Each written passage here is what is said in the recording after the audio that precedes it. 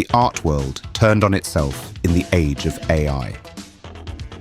In the early days of machine-generated media, skepticism was natural. The pace of innovation was disorienting, and the ethical ground felt uncertain. But as artificial intelligence matured, many artists, rather than engaging with the reality of its potential, have instead begun to exhibit deeply counterproductive behavior. What could have been a moment of adaptation and growth is fast becoming a case study in resistance, denial, and internal decay. Today, 4 distinct yet overlapping trends are eroding the credibility and cohesion of the creative class. They are not exclusive to any one group, but their cumulative effect is the same: stagnation, ignorance. A wave of artists and critics now speak on topics they no longer understand. They offer dismissive judgments of emerging work, calling it soulless, cheap, or fake, without taking the time to examine what has actually changed. AI-assisted art is not the same as it was even 18 months ago. New techniques, interfaces, and hybrid workflows have fundamentally altered the field, enabling previously impossible modes of creation. Yet too often, discourse remains locked in outdated talking points. Critics recycle arguments against tools that have already evolved beyond those limitations. This kind of uninformed commentary doesn't protect the standards of art. It erodes them.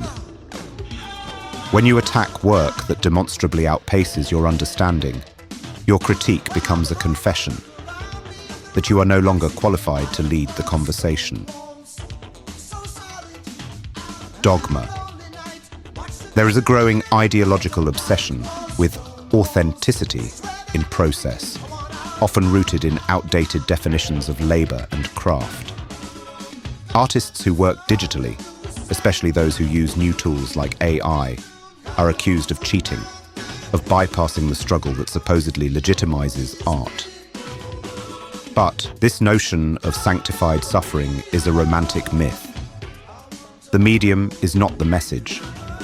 Oil paint was once dismissed as vulgar. Photography was declared the death of art. Every major innovation in the history of expression has, at some point, been called illegitimate. To suggest that only hand-drawn or painstaking work is real is not a defense of art. It is the defense of a shrinking territory. It implies that value lies in difficulty, not vision. That is not only wrong, but regressive. Hysteria. What began as debate has, in some circles, devolved into something darker: coordinated harassment, doxing, and reputational sabotage. Artists using AI, even responsibly and transparently, have been targeted by peers in campaigns designed to silence them or drive them from platforms. This behavior is not about protecting the integrity of art. It is about enforcing conformity through fear. It is the logic of the Inquisition, not the Guild.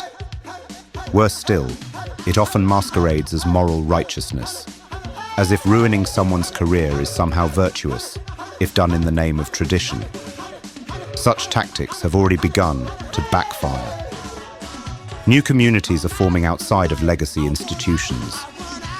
Alternative markets are rising, and those who once claimed to protect art are being remembered only for trying to destroy its future. Obsolescence.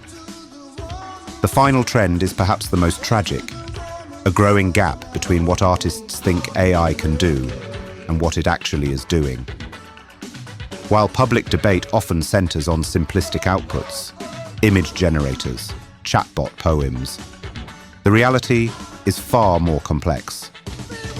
AI is now capable of generating layered animation, ambient music, narrative structure, design theory, cultural synthesis. It is not replacing imagination.